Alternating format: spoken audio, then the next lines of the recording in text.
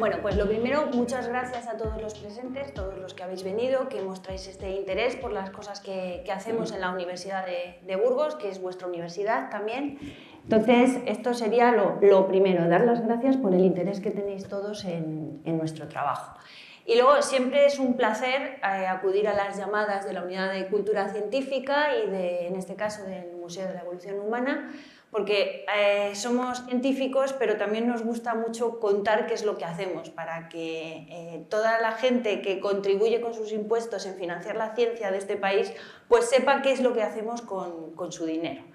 Bueno, pues nosotros, como ha dicho Samuel, trabajamos en la Universidad de Burgos y somos un grupo de investigación que nos dedicamos al desarrollo de tecnologías para mejorar la eficiencia de la energía solar y de la eólica, fundamentalmente. La eólica la tenemos un poquito abandonada, nos dedicamos más que nada a la solar. Y bueno, pues lo que vamos a ver en la charla pues va a ser primero todo lo que tiene que ver con nuestras líneas de investigación. Empezamos por la caracterización del recurso solar, que es una de las líneas más importantes que nosotros tenemos, y luego lo que vamos a hacer va a ser ver las distintas tecnologías para aprovechar la radiación solar, que ahora mismo ya están, digamos, con un nivel de madurez bastante elevado y que están contribuyendo al mix energético nacional. Bueno, pues lo primero de todo vamos a hablar un poco de energía. Como bien ha dicho Samuel en su introducción, estamos en un momento en el que la energía es un bien escaso, y sí que nos damos cuenta todos que la energía al final es el motor del desarrollo de la humanidad. Como estamos aquí en el museo, pues está bien comentar, los señores que vivían en Atapuerca con un poquito de fuego para calentarse, la biomasa para hacer ese fuego precisamente, cazar y recolectar, pues tenían más que suficiente. Sin embargo, nosotros ahora consumimos energía desde que nos levantamos hasta que nos acostamos. Si no hay energía, no hay transporte. Si no hay energía, no hay televisión, no hay internet. No tenemos calefacción ni aire acondicionado, no podemos almacenar los alimentos, y de lo que nos tenemos que dar cuenta es que en los últimos años lo que se ha producido ha sido un incremento exponencial del consumo de energía por persona en todo el mundo. Y cuanto más evolucionamos estamos, más energía consumimos. Aquí, haciendo unas pocas cuentas, tenemos la representación del uso de energía en kilogramos equivalente de petróleo por persona al año en el mundo. Esto, como todo, en las estadísticas y en las medias, pues hay unos que se quedan con mucho y otros que se quedan con nada. Pero más o menos, cada persona del mundo viene a consumir como 2.000 kilos de petróleo al año. Un kilo de petróleo viene a ser 11,63 kWh, que es una medida de energía. Y un kilovatio hora, a fecha de hoy, he mirado esta mañana cómo estaba el kilovatio hora hoy, y estaba a 0,18 euros el kilovatio hora, así de media para todo el día. Pues ahí podemos echar ya unas cuentas de cuánto dinero nos cuesta cada uno nuestro ritmo de vida actual en el mundo. ¿Qué sucede? Pues que esta energía generalmente la estamos consiguiendo mediante combustibles fósiles. Los combustibles fósiles generan CO2 y generan gases de efecto invernadero, que están provocando un calentamiento global del planeta que no sabemos, aunque sí que intuimos, que van a terminar con el planeta, por lo menos en las condiciones en las que actualmente conocemos. Bueno, pues hay una cosa bastante clara, y es que el Sol sale todos los días. Y eso es una cosa estupenda. Sale todos los días y sale para todo el mundo. Y además se distribuye a lo largo del día, pues va dando vueltas, y entonces resulta pues, que a cada país le toca un poquito. Entonces podemos decir que la energía solar es la energía más democrática que existe. No pertenece a nadie, pertenece a todos y todos la podemos aprovechar. Bueno, pues vamos a ver qué posibilidades tenemos de aprovechar la energía solar para cubrir esas necesidades energéticas que hemos visto antes, que cada día tenemos más si queremos que el mundo evolucione. Bueno, pues lo primero que vamos a hacer va a ser comentar qué es el Sol y cuáles son las características de la energía que emite el Sol. Bueno, pues aquí tenemos el astro solar, y el Sol es una El Sol es una estrella, que llamamos una estrella de tipo G, con una antigüedad estimada de unos 4.600 millones de años, y como tiene una vida prevista de más o menos 10.000 millones de años, pues le quedan 5.000 millones para seguir siendo nuestra fuente primaria de energía. ¿Qué tipo de energía o cómo produce energía el Sol? Bueno, pues en el Sol se producen una serie de reacciones nucleares en las cuales más o menos tenemos que como 600 millones de toneladas de hidrógeno se combinan, según todas esas reacciones que vemos aquí arriba, para formar 560 millones de toneladas de helio. Y si echamos aquí cuentas, la masa siempre se tiene que conservar, pues resulta que 564 tenemos aquí, 560 tenemos aquí, faltan 4. ¿Dónde están las 4 toneladas de materia que faltan? Bueno, pues se transforman en energía. Se transforman en energía con la ley de Einstein, de transformación de la energía. La energía es igual a m por la velocidad de la luz elevado al cuadrado, y esto viene a ser 4 millones de toneladas de materia, 386 por 10 a la 26 vatios. ¿Vale? Esos son julios al segundo. ¿Y esto qué supone entonces? Bueno, pues más o menos son 760.000 veces la energía producida en la Tierra en un año. ¿Vale? Eso cada segundo. Bueno, pues parece que las cosas pintan bien. ¿Qué problema nos vamos a encontrar ahora? Bueno, desde el punto de vista físico, el Sol es un cuerpo negro. Un cuerpo negro es un sistema opaco, es decir, que no deja atravesar la luz, que absorbe toda la energía que llega y que la emite en un continuo de frecuencias, de longitudes de onda. Bueno, el máximo depende de la temperatura, y la temperatura estimada de la superficie del Sol viene a ser como unos 6.000 grados Celsius. ¿Vale? Que vamos a quedarnos con este dato, unos 6.000 grados Celsius. Esto se lo digo a los alumnos. Cuidado con las temperaturas que os salen en los problemas, que la temperatura del Sol son 6.000 grados Celsius, no te van a salir 7.000 grados Celsius en un problema, ¿eh? Ten mucho cuidado. Bueno, pues más o menos esos 5.780 Kelvin nos darían una emisividad de la superficie del Sol, aplicando esa formulita que tenemos ahí, de 6,3 por 10 a la 4 kilovatios metro cuadrado, que es un montón de energía. Claro, pero el Sol emite en todas las direcciones, y no todo le llega a la Tierra.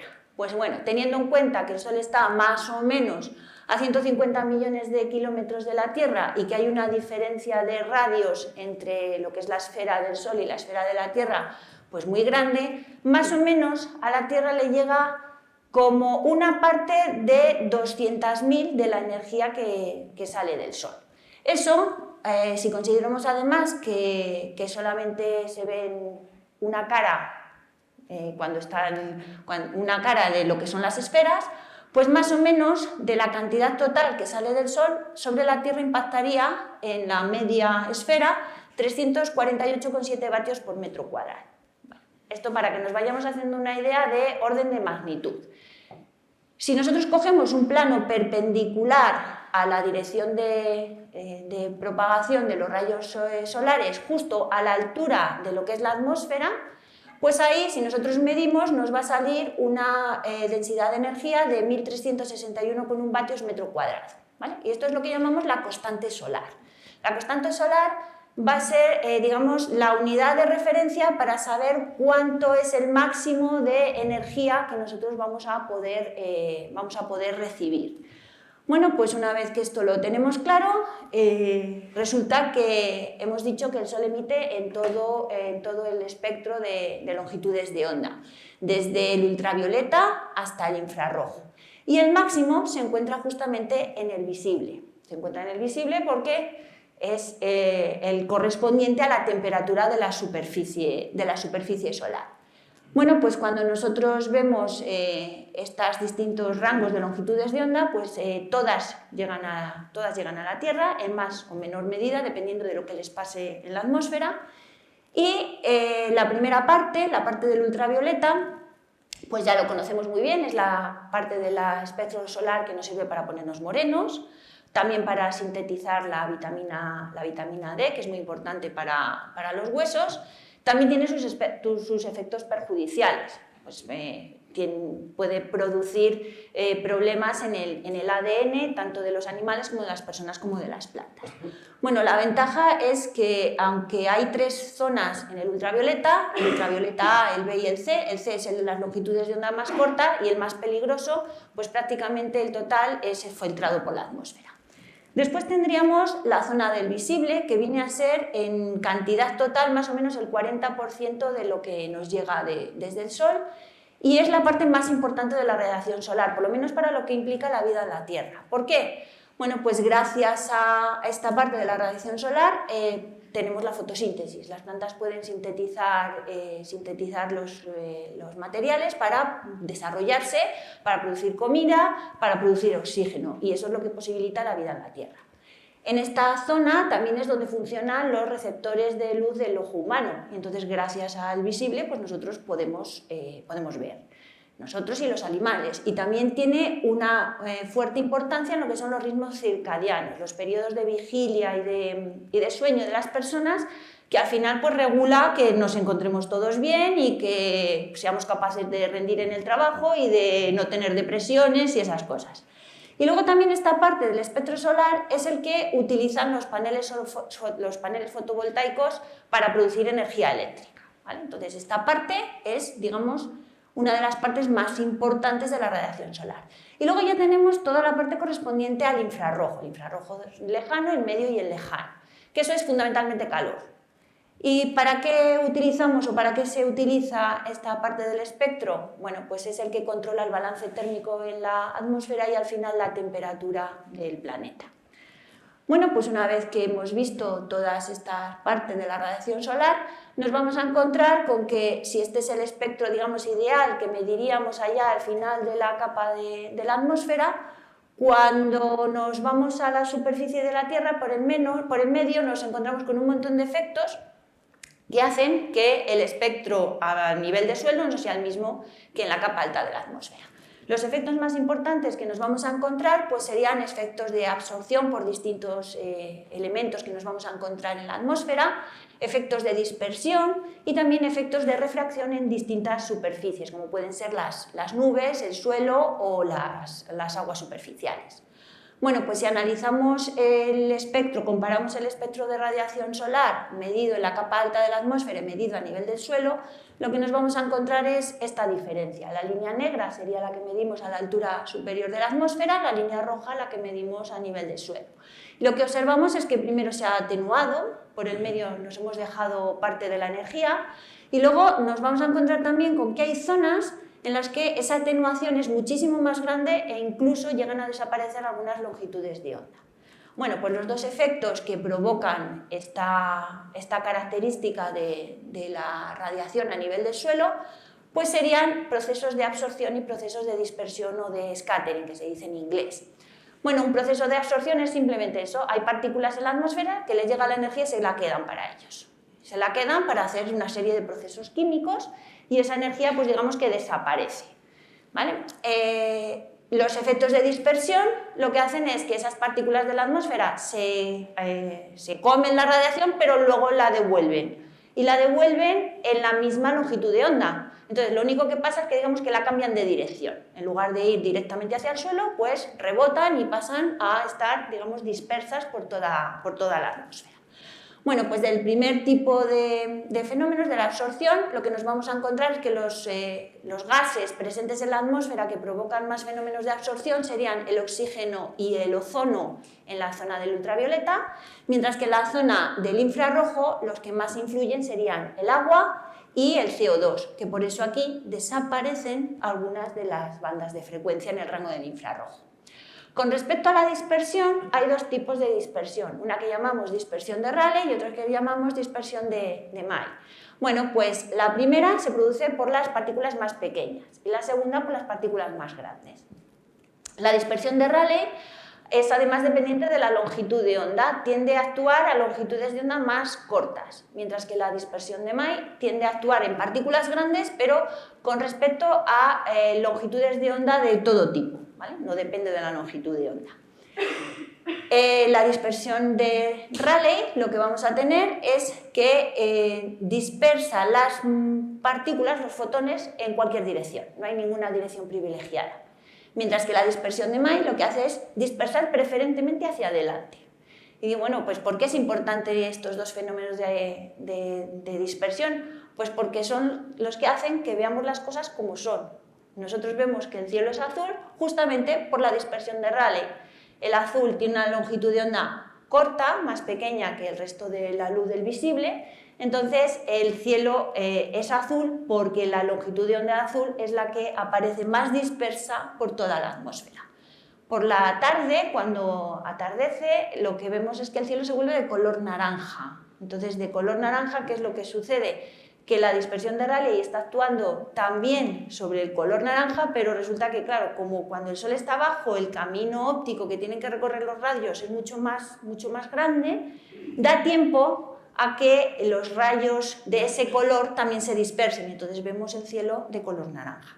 Sin embargo, ¿qué pasa con las nubes? Las nubes las vemos blancas. ¿Por qué las vemos blancas? Pues simplemente porque como las gotas de agua que forman las nubes son gotas grandes y no depende la dispersión de May de la longitud de onda, pues cuando se dispersan por igual en gotas grandes todo y siempre hacia adelante, todos los colores juntos es el color blanco. Entonces, nosotros somos capaces de ver el cielo como es, pues simplemente por estos dos efectos. Bueno, pues total, que la radiación nos puede llegar de tres maneras al final a la Tierra. O bien de manera directa, que serían los rayos que directamente nos vienen del Sol sin que tengan ningún tipo de modificación en su trayectoria. Luego tendríamos la radiación difusa, que sería la que nos viene de cualquier parte de la atmósfera por estos efectos de dispersión que hemos visto anteriormente. Y luego tendríamos la que nos viene reflejada en las diferentes superficies. Cuando sumamos la directa con la difusa con la reflejada, tenemos lo que llamamos la radiación global, que es el total de la energía que nos llega a nosotros en un punto. Bien, bueno, pues con cada una de estas radiaciones vamos a hacer una cosa. La radiación directa es la que se utiliza en las centrales de producción de potencia de concentración. La radiación difusa es la que al final nos sirve, digamos, para iluminarnos sin que nos moleste la luz. Y la suma de las dos más la reflejada, la radiación global, al final es la que utilizamos para producir energía. Bueno, pues, ¿cómo medimos nosotros estos tres tipos de radiación? En instalaciones meteorológicas con unos sensores especiales que llamamos piranómetros. Los piranómetros al final son unas superficies de color negro que se calientan por efecto del sol y nosotros lo que medimos es la temperatura y relacionamos la temperatura con la radiación incidente. Bueno, pues aquí lo que tenéis son distintas fotografías de la instalación meteorológica que tenemos en la Escuela Politécnica Superior. Esta la tenemos en la azotea de la Escuela Politécnica Superior de la Avenida del Río Vena. Bueno, lo que vamos a hacer va a ser, lo primero, montar los sensores sobre un dispositivo que llamamos seguidor solar. El seguidor solar, como bien dice su nombre, lo que hace es seguir la trayectoria del Sol. Como el Sol sale siempre por el mismo sitio, se esconde por el mismo sitio y sabemos cada día del año cuál es el camino que hace en la cúpula celeste, perfectamente podemos programar un equipo para que haga ese seguimiento. Bueno, pues sobre este dispositivo nosotros lo que vamos a hacer va a ser colocar los pirheliómetros. Hay muchos porque cada uno se encarga de una banda del espectro de radiación. Entonces tendremos un piranómetro que haga la medida en el rango del visible, otro que trabaje en infrarrojo, otro que trabaje en el ultravioleta en el A, en el B, y después ponderamos. Entonces tenemos algunos piranómetros que lo que hacen es ponderar en función de la sensibilidad de las plantas. Entonces decimos que estamos midiendo la radiación fotosintéticamente activa. Otro lo ponderamos la radiación en función de la capacidad de visión del ojo humano, y entonces decimos que estamos midiendo la iluminancia. Bueno, pues en este caso nosotros estaríamos midiendo la radiación global en cada una de esas bandas del espectro. Cuando nosotros el sensor, que es exactamente igual que este que tenemos aquí, el sensor le ponemos un sombrerete, le ponemos a la sombra, lo que hacemos es medir la radiación difusa. Medimos todo menos lo que llega directamente. Y estos serían piranómetros de difusa. que están colocados también sobre el seguidor solar. Lo que hemos hecho ha sido ampliar el seguidor solar porque somos un grupo con pocos medios, entonces pues, aprovechamos mucho las cosas. Y aquí los ingenieros han diseñado unos brazos extensibles para poder colocar en el mismo seguidor pues, un montón de piranómetros y aprovechar bien el seguidor solar.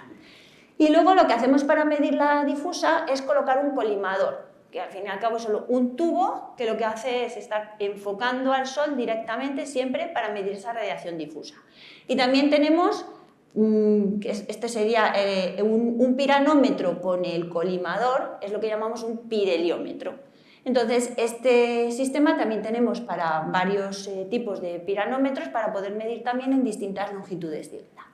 Y luego aquí lo que tenemos es un piranómetro midiendo para arriba y otro piranómetro midiendo para abajo. El que mide para abajo pues mide la reflejada del suelo, que al final nos sirve para caracterizar ópticamente con respecto a la radiación solar lo que llamamos el albedo. Bueno, pues aquí tenemos un seguidor colocado con todos los sensores. Tenemos unas vistas estupendas cuando subimos a trabajar al tejado de la Politécnica. Y entonces, bueno, pues el sistema estaría midiendo de manera continua todo el día y siguiendo al sol. ¿Cómo quedan las curvas que medimos, los datos que nosotros medimos? Bueno, pues aquí tendríamos un ejemplo de un día claro en invierno, un día claro en verano, un día cubierto en invierno, que aquí poquita radiación había ese día, y un día claro en verano.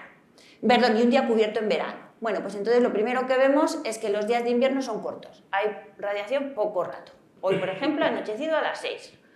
Y luego ya tenemos aquí un día de verano en el que sale el sol a las 6 de la mañana y se acuesta a las 9 de la noche. Esos son los días buenos para hacer medidas de radiación solar. Y aquí lo que vemos en distintos colores pues son las curvas de las diferentes componentes de la radiación solar.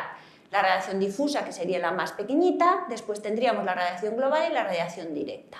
Y aquí en el caso del verano. El día cubierto, pues lo que pasa es que pues no, casi toda la radiación es difusa, ¿vale? Hay muchas nubes difusa y no vemos absolutamente nada. Y aquí un poquito que parece que salió el sol y nos sacó ahí un piquillo.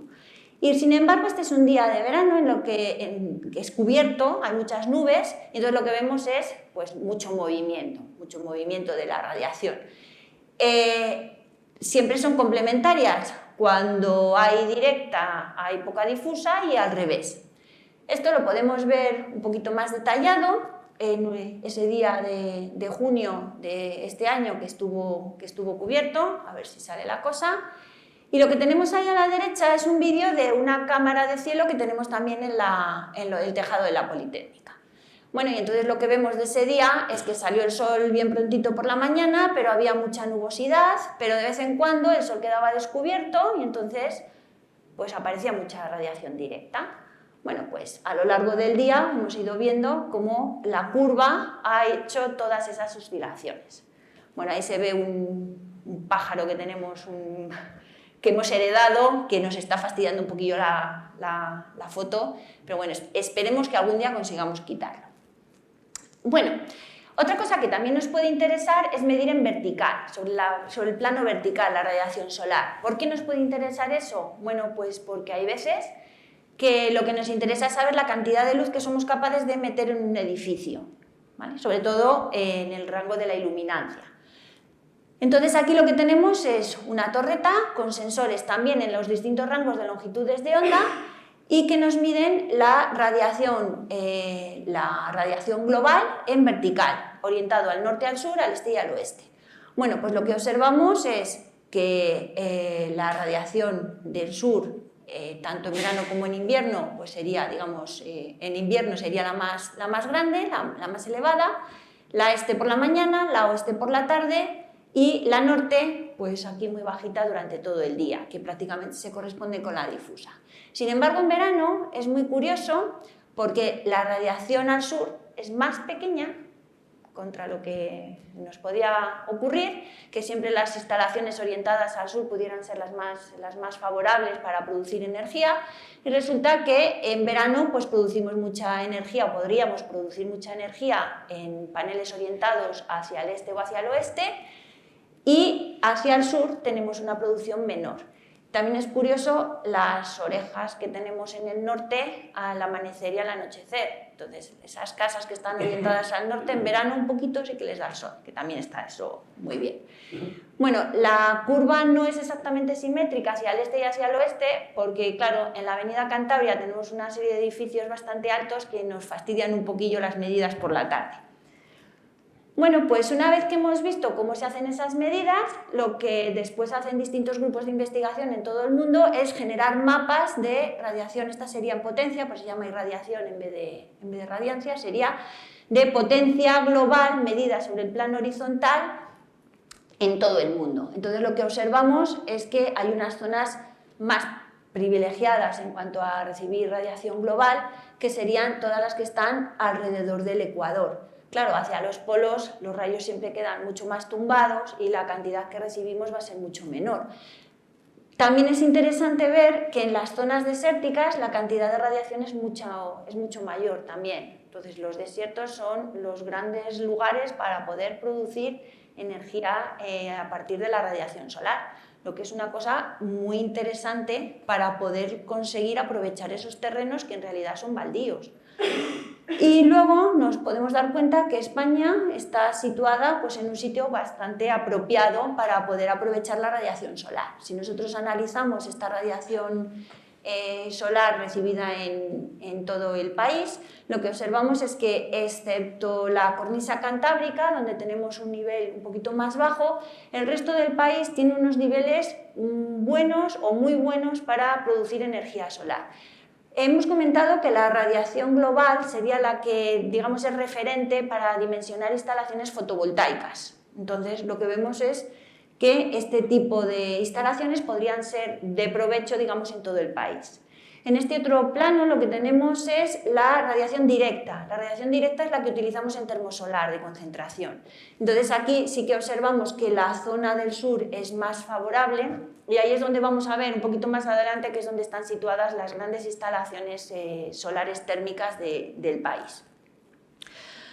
Bueno, pues una vez que ya hemos visto lo que es el recurso solar, vamos a empezar a ver cómo aprovechamos el recurso solar, ¿vale? Entonces, aquí lo primero que he hecho ha sido preparar un mapa de estos que nos gusta a todos los profesores y que temen todos los alumnos. Y vamos a dividir las tecnologías de aprovechamiento solar en dos tipos. Primero, lo que llamo de aprovechamiento directo, que es de las que voy a hablar fundamentalmente en esta ponencia, pero tenemos que darnos cuenta que al final todas las energías que utilizamos en la Tierra provienen del Sol, de manera indirecta. Por ejemplo, el Sol va a calentar el aire y va a provocar diferencias de temperatura entre masas de aire en unas zonas y otras del planeta y se van a generar los vientos que producen la energía eólica. La radiación solar es la que hace crecer la biomasa y la biomasa es el precursor hace muchos millones de años de todos los combustibles fósiles y también de la madera y de los pellets que estamos ahora mismo quemando en nuestras chimeneas. También el calor que recibimos del sol es el causante del ciclo de evaporación del agua y que nos permite aprovechar la energía hidráulica. El calor que recibe el aire del sol también nos permite utilizar el aire y las masas de agua superficiales para bombas de calor y máquinas frigoríficas. Y por último, cuando el sol se esconde, el cielo pasa a ser un enorme frigorífico que también nos sirve para producir frío, mediante lo que llamamos el enfriamiento radiativo. Pero bueno, de todas estas cosas pues habrá posibilidad de hablar en otros años. Bueno, pues si nos centramos en el aprovechamiento directo, vamos a distinguir tres posibilidades. La energía solar térmica, en la que transformamos la radiación solar en calor, la energía solar fotovoltaica, en la que transformamos la energía solar en electricidad, y por último los sistemas híbridos, en los que hacemos las dos cosas a la vez. Generamos primero generalmente electricidad y después con el enfriamiento del panel generamos calor. Bueno, dentro de los sistemas pasivos entraríamos en lo que es la arquitectura solar, que nos daría también para una conferencia completa, y vamos a centrarnos en estos sistemas activos, que serán sistemas fijos o sistemas con seguimiento solar. Bueno, pues vamos a empezar con la tecnología más madura de las existentes ahora mismo en el mercado, que serían las tecnologías fotovoltaicas, que como hemos dicho, lo que van a hacer va a ser transformar directamente la radiación solar en electricidad. Bueno, pues todas las tecnologías fotovoltaicas se basan en el efecto fotoeléctrico. El efecto fotoeléctrico es la producción de energía, de electricidad a partir de los fotones de la radiación. Normalmente se utilizan materiales que tienen el efecto fotoeléctrico. Estos materiales que tienen el efecto fotoeléctrico suelen ser materiales semiconductores. Los materiales semiconductores, el más conocido es el silicio, que además es uno de los materiales más abundantes en la Tierra y el que primero se ha utilizado para el desarrollo de la tecnología fotovoltaica. Bueno, pues el material semiconductor, el silicio, normalmente es eléctricamente neutro. ¿Qué es lo que vamos a hacer? Bueno, pues lo que vamos a hacer va a ser generar un campo eléctrico artificial en ese material mediante el dopado con elementos que tienen más o menos electrones en la capa de valencia de lo que pudiera tener el silicio. Y entonces, a nivel macroscópico, el sistema sigue siendo neutro eléctricamente, pero a nivel microscópico hay un campo eléctrico que lo que hace es que cuando la luz incide sobre el silicio y se liberan electrones, los electrones se ven obligados, por ese efecto de campo eléctrico, se ven obligados a moverse hacia los contactos. Entonces se genera una corriente eléctrica. Bueno, pues esta corriente eléctrica es la electricidad que producen los paneles fotovoltaicos. Bueno, pues la primera tecnología fotovoltaica que se ha utilizado es de silicio, el silicio dopado con distintos materiales. La tecnología de silicio lo que hacemos es tratar el material para que cristalice de una o de otra manera. Entonces, cuando la cristalización es muy perfecta, se consiguen cristales todos exactamente iguales, que es lo que llamamos el silicio monocristalino.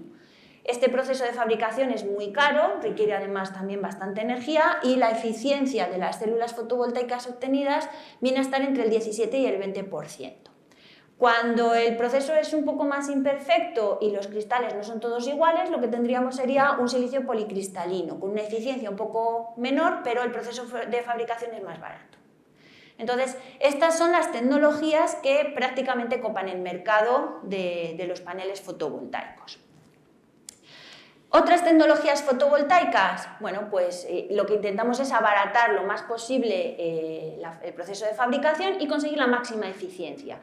Y además intentamos también que los paneles, aparte de ser baratos, nos interesa que sean también de diferentes materiales, por no copar, digamos, con solamente un material el mercado, que también es algo interesante, que no sea la única tecnología. Bueno, una de las primeras que surgen sería el silicio amorfo. El silicio amorfo, la ventaja que tiene es que vamos a hacer el crecimiento de las células sobre materiales flexibles, y esto tiene una ventaja, y es que le podemos dar la forma que nosotros queramos. El proceso de fabricación va a ser barato y la eficiencia pues, también es bastante buena. Todas las tecnologías fotovoltaicas que vamos a ver a partir de ahora se caracterizan porque son sistemas de capa delgada. Son sistemas mucho más finos, se van a hacer crecer sobre diferentes tipos de sustratos y además nos van a permitir filtrar determinadas longitudes de onda, es decir, trabajar con el material de manera que hagan un poco lo que nosotros queramos. En algunas ocasiones nos interesará que el espectro de absorción sea más grande para ser capaz de absorber más cantidad de energía, otras veces nos interesará que sean capaces de filtrar, pues por ejemplo los rayos ultravioletas, que siempre son perjudiciales, o que eliminen algo del infrarrojo para que no haya tanto calentamiento y baje la eficiencia. Entonces aquí aparecen, pues, por ejemplo, los paneles con películas finas de telururo de cadmio.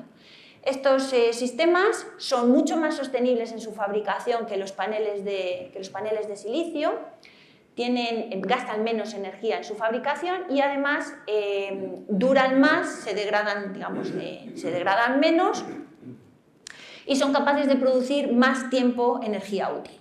O sea, la aplicación fundamental es paneles transparentes para ponerlos en ventanas de edificios.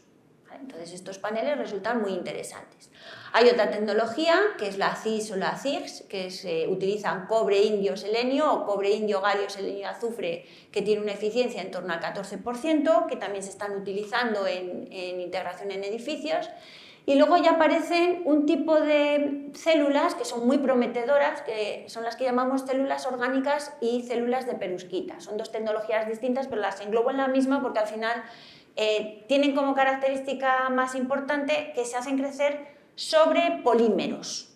Entonces, eso les da, primero, son muy baratas, prácticamente se pueden hacer en un laboratorio, no requieren grandes instalaciones como para hacer cristales en el caso del silicio cristalino o monocristalino, y casi es como hacer química, es igual que hacer química. En laboratorios relativamente pequeños y con pocos medios se pueden hacer estas células. Su eficiencia en laboratorio está en torno al 11 al 15%, y otra ventaja que tienen es que se fabrican casi como con una impresora de las que podemos tener en casa, con técnicas de rolón, como se hace la impresión de los papeles, pues exactamente igual. El problema, que aunque son muy baratas, se degradan muy fácilmente con el oxígeno del aire. Entonces aquí es donde está el gran problema de estos sistemas. Y por último, tenemos también las que llamamos células multiunión. En lugar de tener una sola unión PN, lo que tenemos son varias uniones en el mismo material. Estas células se utilizan sobre todo en tecnologías de concentración, y en estas tecnologías de concentración han sido capaces de alcanzar eficiencias de hasta el 45%. Me dirán qué es esto de la tecnología de concentración fotovoltaica, que es distinta de la concentración térmica, que bueno, el principio físico es más o menos el mismo.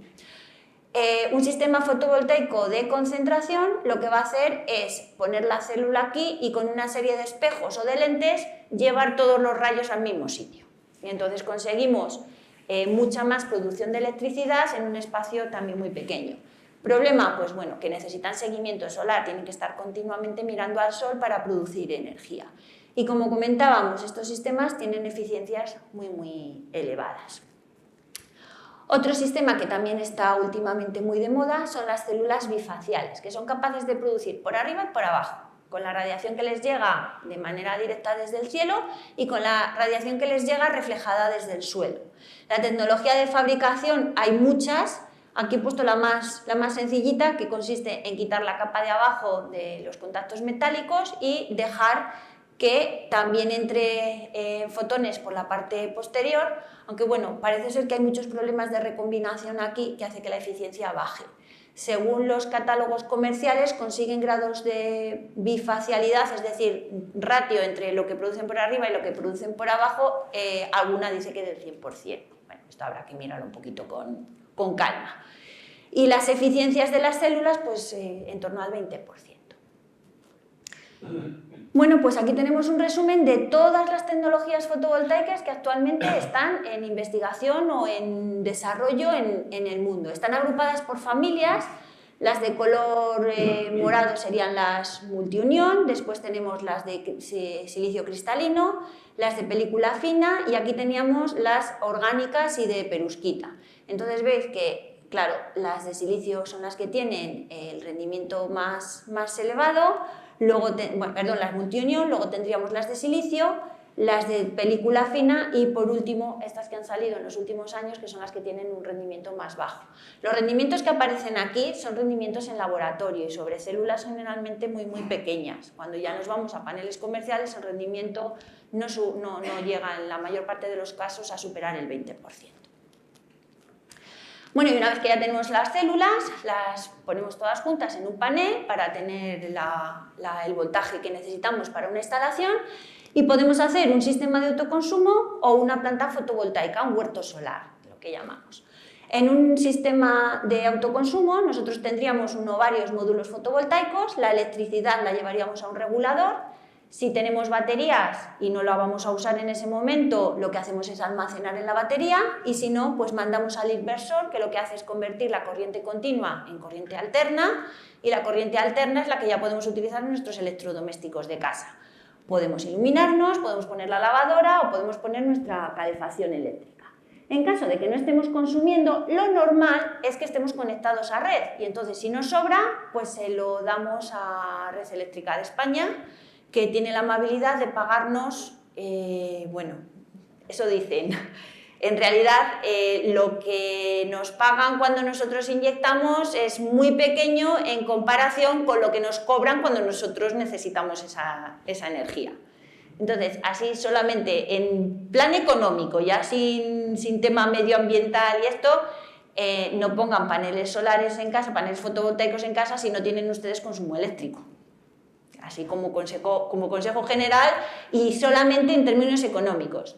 Si estamos por ahorrar CO2 y estas cosas, pues sí, todo el mundo debería poner paneles fotovoltaicos en casa. Bueno, la otra posibilidad sería que cogiéramos esos paneles fotovoltaicos y directamente toda la energía producida la inyectáramos a red. ¿Vale? Entonces estos no compran, solo venden. Con lo que, bueno, pues llegan a un acuerdo con las compañías con Red Eléctrica de España y van al pool. Ahora mismo al pool es a lo que sea la subasta del día. Bueno, y esta transparencia me gusta mucho porque nos pone un poco las cosas en perspectiva. Aquí tenemos el mapa de España y en color negro lo que tenemos es la superficie de carreteras de la red nacional, que si las ponemos todas juntas, suponiendo que las carreteras y las autovías tienen 20 y 50 metros de ancho cada una, pues más o menos nos salen 86 por 86 kilómetros cuadrados. Estos datos son un poquito antiguos, pues son del año 2013, hace ya unos cuantos años, pero bueno, en orden de magnitud tampoco se han construido tantas carreteras nuevas en España en estos últimos años. Y en el cuadradito rojo lo que tenemos es la superficie de paneles fotovoltaicos que deberíamos instalar para ser capaces de cubrir la demanda de energía eléctrica existente en España en ese momento, que eran 246 teravatios hora. He consultado esta mañana y más o menos en el año 2021 fueron 250 y pocos teravatios. Pues bueno, el cuadradito lo podemos hacer un poquito más grande. Sí que es cierto que aquí hay una serie de hipótesis que las tenemos aquí todas puestas y es que el grado de porcentaje de suelo de uso del uso del suelo sería del 55%, el rendimiento de la instalación completa con el inversor, con todas las pérdidas que pudiéramos tener eléctricas en los conductores y estas cosas podría ser de 0,75 y la producción de los paneles del 15%, con un número total de horas de producción de iluminación solar de en torno a 1.500 anuales. Bueno, pues nada, que con un cachito de la provincia de Soria casi que nos sirve para, con paneles fotovoltaicos, pues cubrir la demanda en España. Bueno, que son unos números así a lo grande, ¿eh? Bueno, pues una vez que hemos visto los paneles solares fotovoltaicos, vamos a ver los térmicos, cómo son los sistemas solares térmicos. Y ahora lo que vamos a hacer va a ser, la radiación solar la convertimos en calor. Y ahora decidimos si aprovechamos el calor directamente para nuestros usos o cogemos ese calor y utilizamos un motor térmico y con ese calor transformado en energía mecánica y luego mediante un generador en energía eléctrica, pues ya tenemos cubiertas todas nuestras necesidades. Bueno, pues los sistemas solares térmicos, hemos dejado de un lado la arquitectura solar y nos centramos en los sistemas activos. Dentro de los sistemas activos vamos a quedarnos sistemas fijos o sistemas con seguimiento solar. Bueno, pues aquí tendremos todas las tecnologías juntas. Los paneles térmicos sin seguimiento solar serían los paneles térmicos que habitualmente hemos visto colocados en las casas o en las comunidades de vecinos. Fue el primer sistema que una vez que se hizo la modificación del Código Técnico de la Edificación y se impuso la obligación de cubrir parte de la demanda energética con energías renovables, pues era el sistema más sencillo. Entonces se ponían paneles solares en casas particulares y en edificios comunitarios. Bueno, pues con el panel térmico podemos cubrir las necesidades de agua caliente sanitaria, las necesidades de calefacción y también podemos climatizar piscinas, por ejemplo, que es algo para lo que se utilizan mucho. Después tendríamos los sistemas activos, que serían sistemas con seguimiento solar con concentración. Y aquí tenemos 4 tecnologías distintas. Los concentradores Fresnel, los concentradores cilindro parabólico, el concentrador de torre central y el concentrador de disco parabólico con motor Stirling. Los dos primeros podrían trabajar a temperaturas relativamente bajas, hasta 400 grados, y eso nos serviría para generar calor para procesos industriales. Entonces, este tipo de sistemas nos permiten, por ejemplo, abastecer las mismas necesidades que podríamos tener con una caldera industrial. Pues, por ejemplo, en una industria alimentaria, si quisiéramos realizar algún tipo de proceso de esterilización de comida, o por ejemplo podemos trabajar en la industria, en la industria de la madera y del corcho, pues para tratar esos materiales. Después ya tendríamos la posibilidad de, con cualquiera de estas tecnologías, generar un fluido a alta temperatura, generalmente agua, llevarnos ese agua en forma de vapor a una turbina y generar electricidad con una turbina de vapor. También la otra posibilidad sería trabajar con una turbina de gas, unas turbinas de gas de ciclo cerrado. Bueno, pues vamos a ver despacio cada uno de estos elementos.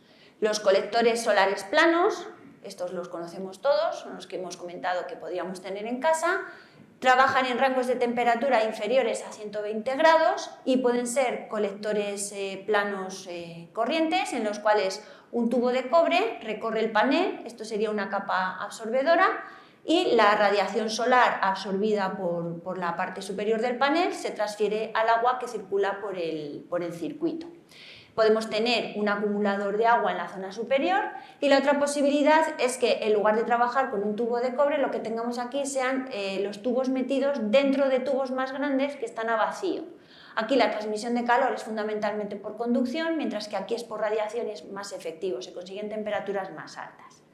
Pero bueno, el problema que tienen estos elementos es que al final necesitan un mantenimiento, por eso la energía solar térmica digamos que está un poco denostada. Es que funcionan mal, bueno, es que las cosas como todo, hay que cuidarlo y hay que mantenerlo. Si no se hace el mantenimiento, pues todo se estropea. Aquí tenemos la primera de las tecnologías de concentración, que son los concentradores solares Fresnel. Bueno, pues esta tecnología es muy sencillita. Esta es una patente española, es una empresa de Castellón que lo que hace es comercializar estos módulos que vemos aquí. Bueno, pues si se fijan, esto son espejos planos que luego tienen un sistema electromecánico de posicionamiento que lo que van haciendo es inclinarlos de manera que siempre el sol, cuando se refleje sobre los distintos cristales, sobre los distintos espejos, incida sobre este tubo que tenemos aquí. Y por el interior de ese tubo lo que hacemos circular es un fluido térmico. Ese fluido térmico será el que utilicemos después para llevarnos el calor al proceso industrial o a donde lo necesitemos. Esta instalación en concreto es una instalación de caldera de gas híbrida.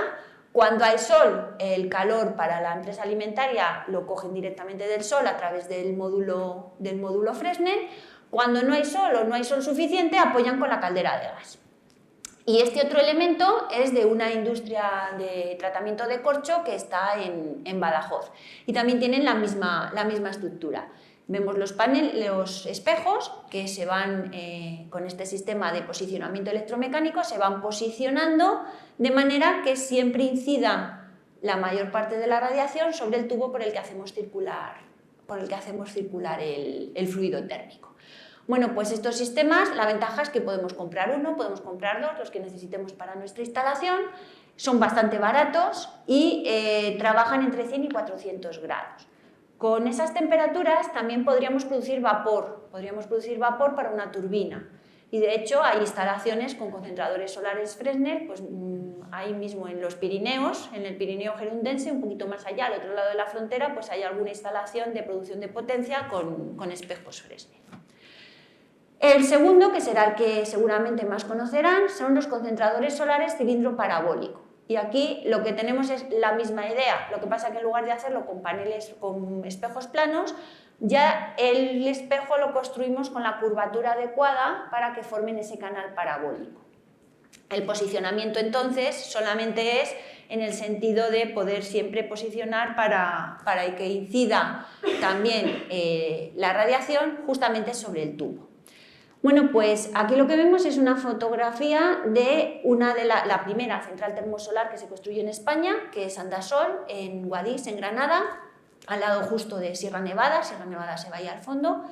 Y esto lo que tiene son 3 instalaciones, 3 campos, 1, 2 y 3 de concentradores solares de cilindro parabólico. Cada uno tiene 312 filas por 28 espejos por 3 tubos de absorbedor, es decir, 3 tubos de estos colocados en cada una de las filas, que se llevan el fluido térmico hacia estas instalaciones que vemos aquí colocadas en el medio, que son las turbinas de vapor. ¿Vale? Entonces, con esos sistemas tenemos 50 megavatios de producción eléctrica en total, que pueden actuar juntos o por separado. La ventaja que tiene esta instalación es que tiene almacenamiento de calor mediante sales fundidas.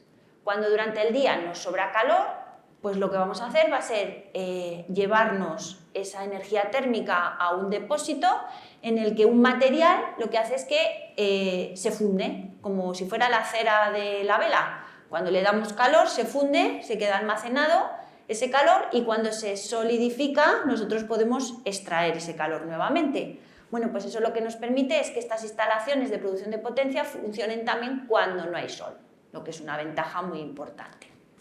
Bueno, pues una central también más moderna que la de Andasol, aunque también de la misma potencia, sería la central termosolar de Solnova, en Sevilla.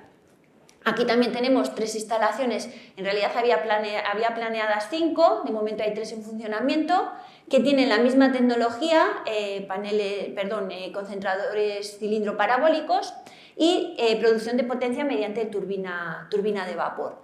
Y lo curioso de esta imagen es lo que se ve ahí al fondo. Entonces tenemos el campo solar de concentradores cilindro parabólicos en primer plano y aquí en el fondo lo que vemos son la siguiente de las tecnologías de concentración que voy a comentar, que son las de torre, las centrales de concentración de torre, que son estas que vemos aquí, ¿vale? Es la misma foto pero más de cerca. Aquí lo que tenemos es los espejos apuntando a esta torre y en la parte superior de la torre, que es donde incide toda la radiación solar que llevan los espejos, que lo vemos aquí en esta foto un poquito más grande, es donde tenemos el receptor. Por ahí es por donde hacemos pasar el fluido térmico, que generalmente aquí nos vamos a temperaturas muchísimo más elevadas, nos vamos a temperaturas que en estas centrales están ya en torno a los 700 grados Celsius. Entonces son sales fundidas las que hacemos circular por lo alto de la torre para poder después producir el vapor que llevamos a la turbina. Este sería un esquema. El campo de heliostatos hacen incidir la radiación sobre la parte de arriba de la torre, aquí hacemos circular el circuito térmico primario, el de alta temperatura, en estos elementos tenemos el almacenamiento de calor, aquí hacemos pasar el agua por estos sistemas, aquí producimos vapor y el vapor es el que mueve la turbina mueve el generador y el generador es el que produce la energía eléctrica. Bueno, pues todas estas las tenemos aquí en España, o sea que sí que los españoles en esto de la energía termosolar somos, yo como que lo hubiera hecho yo también, yo me apunto, pues somos de los pioneros y de los que exportamos esta tecnología tanto a Estados Unidos como a países de Sudamérica como a países de África. Bueno, y tenemos el último de los elementos, este es muy curioso, porque este también está ahí mismo en Sevilla, en la misma instalación que vemos antes.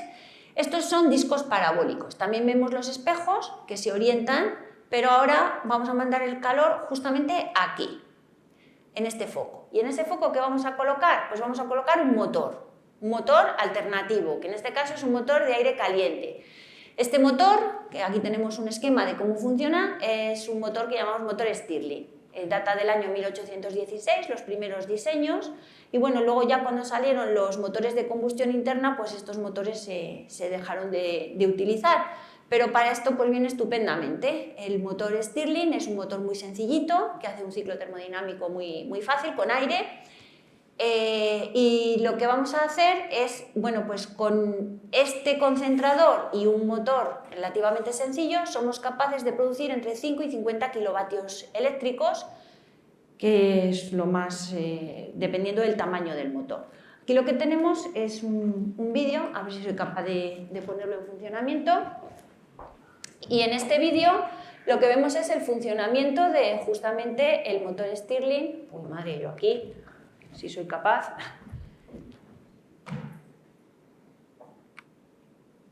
Bueno, aunque sea ahí en pequeñito, veríamos el motor moviéndose en su movimiento alternativo conectado al generador, generaría la electricidad, mientras que aquí vemos pues un disco parabólico, aquí como es pequeño, con un solo espejo nos vale. Este como es muchísimo más grande, necesitamos muchos espejos para conseguir la forma perfecta de la parábola. Bueno, pues estos sistemas son curiosos, están funcionando, y en muchas partes del mundo. Bueno, esto ahora nos sale aquí el señor y a ver si somos capaces de salir de esta historia. Bueno, ya casi vamos a terminar con lo que son los sistemas solares híbridos. Y ahora lo que vamos a hacer va a ser producir radiación, a partir de la radiación solar, a la vez calor y electricidad.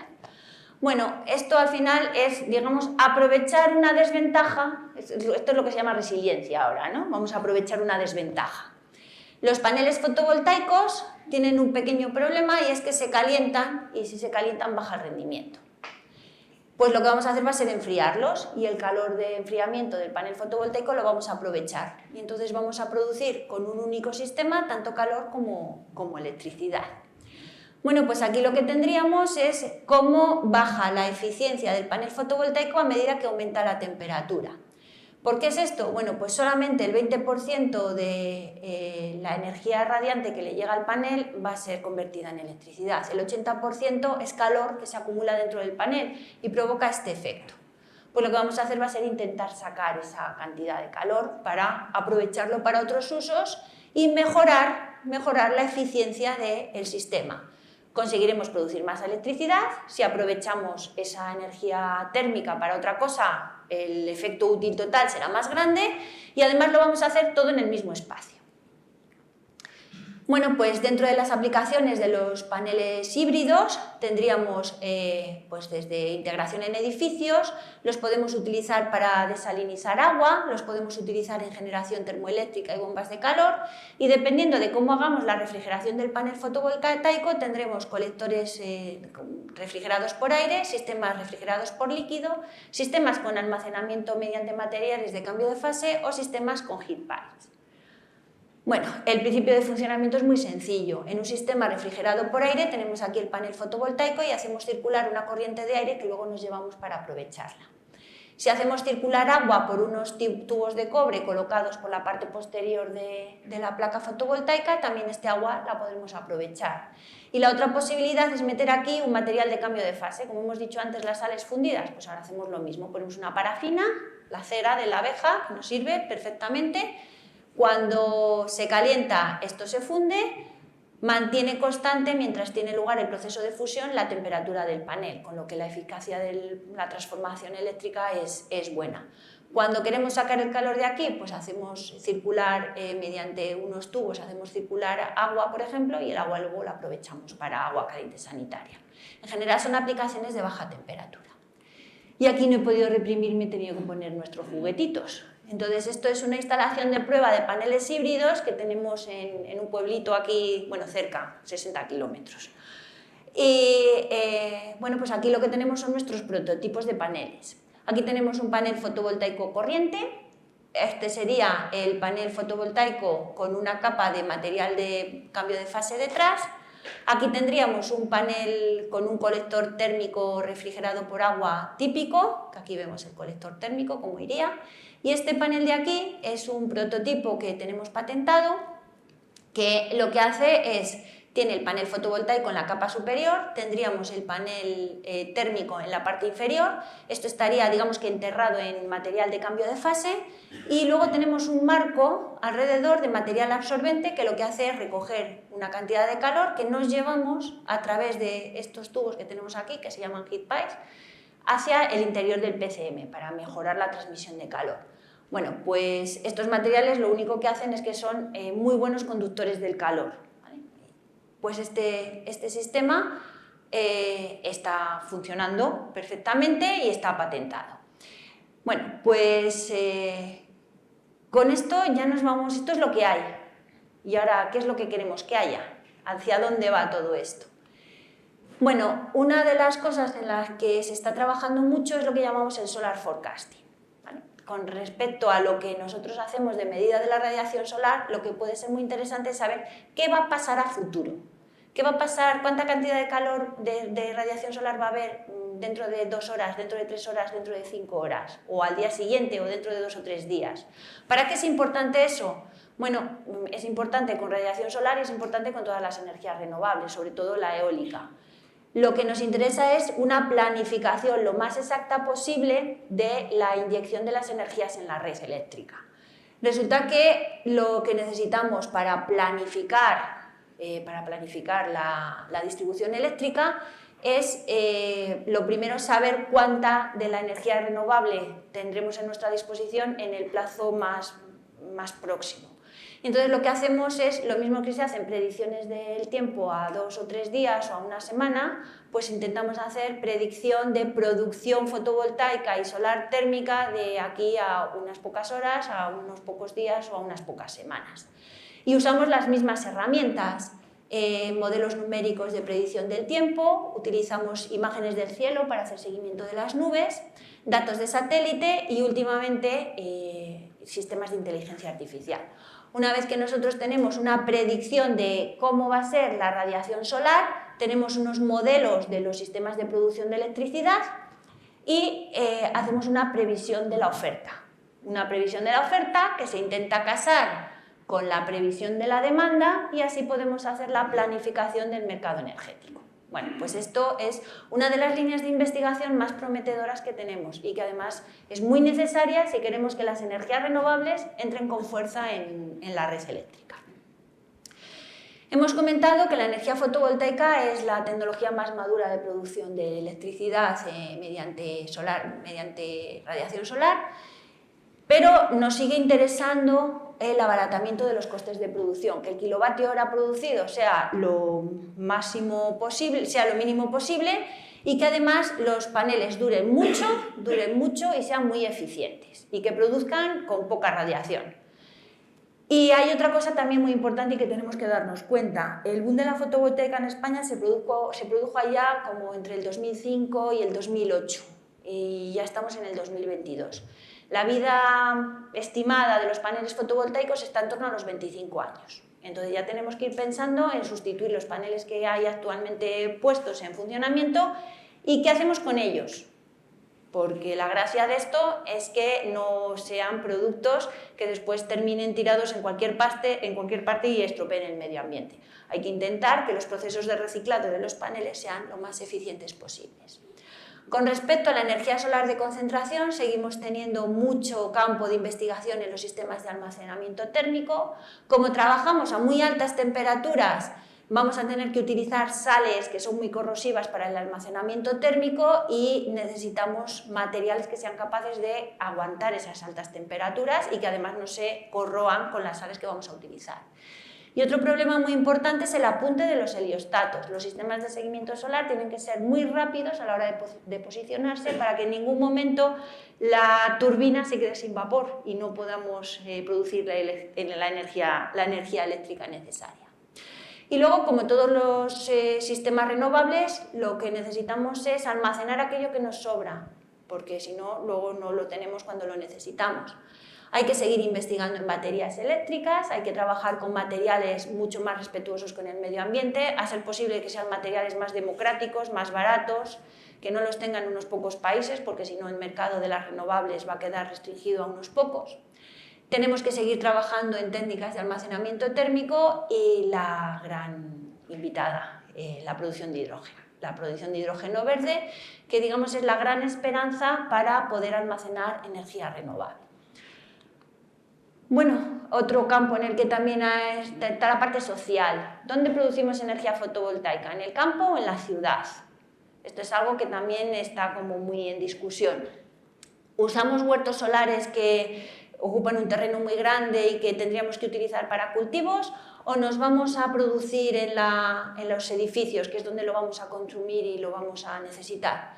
Y aquí hago una propuesta intermedia, porque no hacemos una producción combinada de electricidad en campos de cultivo, que es lo que llamamos la agrivoltaica, o bien, si estamos utilizando esto que es zona de vinos, si utilizamos los espacios entre las vides, podríamos hacer una enovoltaica, que también es una cosa como curiosa y bastante prometedora.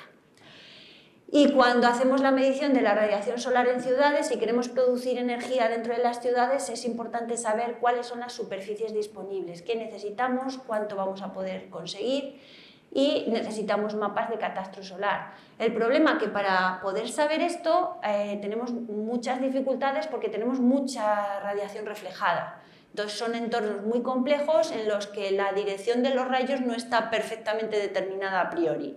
Esto es algo en lo que también estamos trabajando mucho.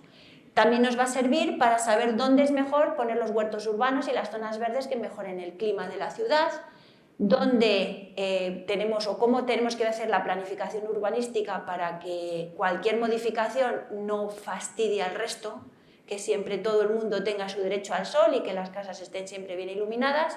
Y todo esto al final influye sobre el clima urbano, que ya sabemos que en las ciudades siempre va a haber mucho más calor de lo que hay en el campo y cada vez necesitamos más aire acondicionado en las ciudades, los sistemas de calefacción también modifican las condiciones. Bueno, pues todo esto repercute por la radiación que está llegando en todas las longitudes de onda.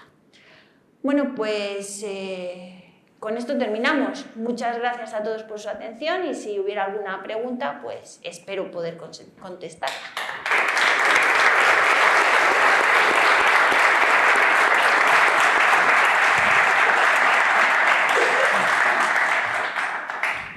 Muchas gracias, Cristina.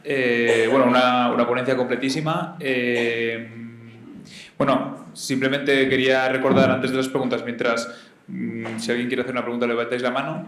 Nada, que esta charla se está grabando y emitiendo en directo por el Museo de la Evolución Humana, así que si la queréis compartir ahí la vais a encontrar y próximamente también se subirá junto a una entrevista en el canal de Hubo Investiga. Lo digo por eso, porque además me ha parecido tan completa y tan llena de información que me parece que, bueno, o sea, es como, a mí me parece como una clase maestra en todo este tema de la energía solar. Y bueno, simplemente, bueno, eso, si alguien tiene una pregunta.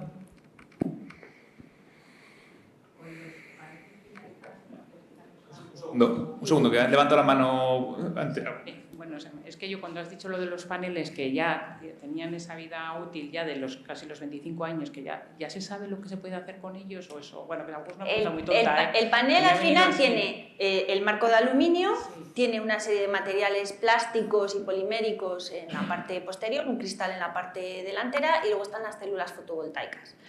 El reciclado de los plásticos, del cristal y del aluminio pues es bastante sencillo. El problema es qué hacemos con las células. Se pueden volver a fundir todas, se separarían el material de silicio por un lado y los contactos metálicos que tienen para que lleven la electricidad.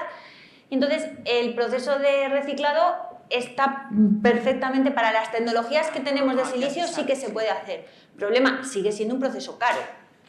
Entonces, cuando decimos, bueno, es que es tecnología verde, sí, pero hay que hacer un análisis de todo el ciclo de vida del producto para ver efectivamente cuál es la repercusión en energía y en emisiones de gases de efecto invernadero de lo que es la vida completa desde que se fabrica hasta que se recicla completamente, que lo suyo sería que ese proceso de reciclado fuera continuo.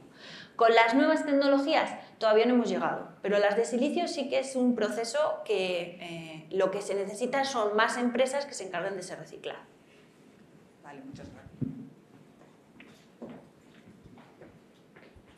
Sí, buenas noches, Cristina. En primer lugar, darte las gracias por esta charla y hay un par de preguntas que me vienen a la memoria. La primera, ¿se puede hacer todo en una vez en una casa? En luz, calefacción, aire acondicionado, todo. Yo vivo en una vivienda adosada, unifamiliar. ¿Se puede hacer todo? Sí. ¿A la vez? Sí. Sí. Todo. ¿Se puede? Sí, todo depende de lo que quieras invertir. ¿Todo depende de? De lo que quieras invertir. ¿Vale? Presupuesto, entonces, ¿no? Eso es, Presupuesto. el presupuesto. Entonces, lo primero, superficie disponible para los paneles fotovoltaicos. Una vez que tenemos claro la superficie disponible útil, que digamos que la producción pueda ser interesante porque tengas buena orientación, tengas una cara norte, una cara sur, una cara este, una cara oeste. Vale, una vez que ya tenemos dimensionado lo que es la instalación fotovoltaica, lo siguiente sería, pongo los paneles y produzco electricidad, ¿vale? Y ahora, ¿qué hago con esa electricidad? ¿Vale? Primero, consumo eléctrico que tienes en casa, porque si no lo consumes en casa, se lo tienes que vender a la red, no te lo van a pagar. ¿vale?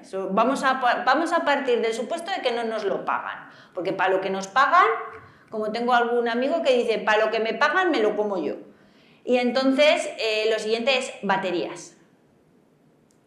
Siguiente elemento, en un sitio como Burgos no solamente consumes electricidad para los electrodomésticos, necesitas calefacción. ¿Qué sistema de calefacción tienes en casa? Bueno, si tú tienes un sistema de calefacción de alta temperatura, es decir, radiadores tradicionales, una calefacción eléctrica no es eficiente. Una calefacción eléctrica me refiero a una aerotermia, a una bomba de calor geotérmica, no es eficiente. A ver, pero esos sistemas son muy eficientes si tienes suelo radiante. O trabajas con emisores de baja temperatura. ¿Por qué? Porque calientas hasta 40 grados aproximadamente, 40, 50 grados. Entonces con eso pues las bombas de calor funcionan muy bien. ¿Vale? Entonces, la otra posibilidad, bueno, pues poner aire acondicionado, poner sistemas de aire. El aire acondicionado que tenemos en invierno para producir frío, en verano para producir frío, en invierno produce calor. Esa puede ser la solución, pero empezamos a contar la inversión. Una instalación de fotovoltaica con almacenamiento de aproximadamente, pone 5 kilovatios, viene a salir con almacenamiento unos 9.000 euros. Unos 9.000 euros a precio de hoy, más o menos, tirando así con instalación y tal. Bueno, una vez que tienes puesta la instalación en casa, empieza a contar unidades de aire acondicionado que tienes que poner para la superficie de casa que tienes. Mínimo 3. Vamos a echar así por las cuentas, a 2.500 euros cada una, 7.500, ¿vale? Más los 9.000 euros que nos hemos gastado ya en los paneles de fotovoltaica. Vale, hay unas subvenciones, ahora mismo hay unas subvenciones del gobierno que para particulares venían a subvencionar el 40%, para comunidades de vecinos el 50%. No sé, el plazo se acaba ahora para pedirlo, pero hay un retraso en la gestión de todas las subvenciones de más de 6 u 8 meses. Cuando se hayan gestionado todas las que están en la cola, lo mismo a ti ya no te llega. Porque primero lo pones y luego lo pides. Ya sabes que esto es... Entonces, pues todo es sumar, todo es sumar. ¿Que se puede poner una bomba de calor de aerotermia y trabajar con radiadores de alta temperatura? Lo puedes hacer, pero la eficiencia de esa bomba no es de 4. Puede que sea solo de 2. Y habrá problemas. Ahora mismo sí que hay bombas de calor que están trabajando con propano como fluido refrigerante, que sí que están, por lo menos en pruebas, dicen que son capaces de conseguir eficiencias de 4 con temperatura de salida de foco caliente a 80 grados. Bueno, pues todo se conseguirá, pero sí que hay que tener claro cuál es tu propósito. ¿Soy verde o soy económico? Entonces, si tu propósito es yo me apunto al carro de las energías renovables y mi electricidad la produzco y lo que me sobra no me importa regalársela a los demás, estupendo. Pero si lo que estás mirando es efectivamente la economía, primero mira qué consumo tienes y luego decides si lo pones. Y luego, claro, hay otra posibilidad. Si tú no consumes suficiente, alíate con el vecino y haz un consumo compartido. O haz una comunidad energética, que ahora mismo también hay muchas facilidades para hacer comunidades energéticas. Se junta mucha gente que quiere trabajar de manera conjunta y hacen una comunidad en la que todos son consumidores y todos son productores. Pero bueno, si es difícil la comunidad de vecinos.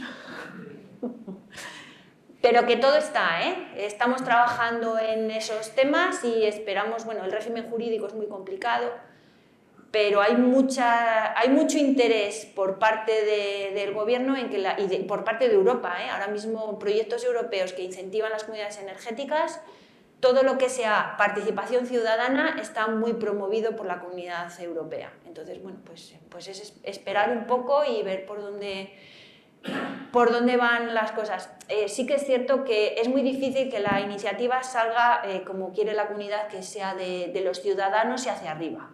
Lo normal es que hubiera una entidad municipal, unas asociaciones ya previas de vecinos que fueran los que, digamos, controlaran un poco la situación e impulsaran los proyectos. ¿Vale? Hay compañías que ahora mismo se dedican a eso.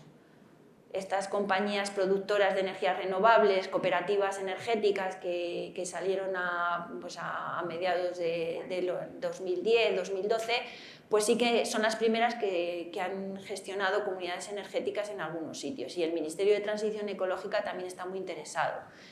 Hay algunas cosas interesantes, pues por ejemplo en Valencia, Crevillent es el primer municipio en Alicante es el primer municipio, digamos, con comunidades energéticas promovidas por los propios vecinos, no, por una cooperativa energética que había en la localidad, y bueno, son los más avanzados ahora mismo en la Comunidad Valenciana.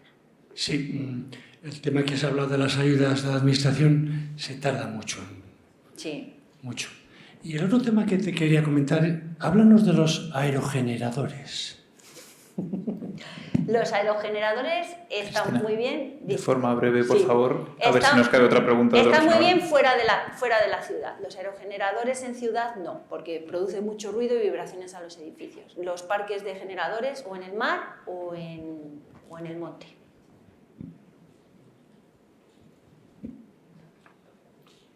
Una última pregunta, por aquí.